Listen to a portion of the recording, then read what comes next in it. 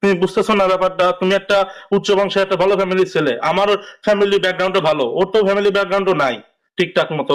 তারপরে কিরকম চলাফেরা দেখো না, এই যে সিধা মাথা স্যান্ডেল পরে আসতেছে, তারপর তোমার বাঙ্গারটা ফোন। আরে বাদ দে তো।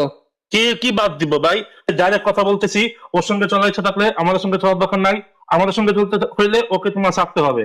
এটা ভাই ক্লিয়ার কথা বলতেছি, মনে রেখো কথাটা। ভাই দেখলি আজকে আমার নিজের ফ্রেন্ডের কাছ থেকে তোদের কথা মনে লাগতেছে।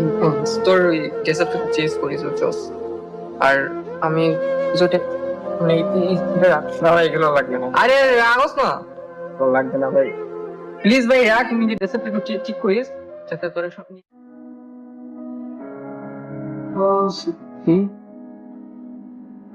কি দেখবি? দেখি দেখি। একটু একটু ভাই, কি ভিডিও দেখছি।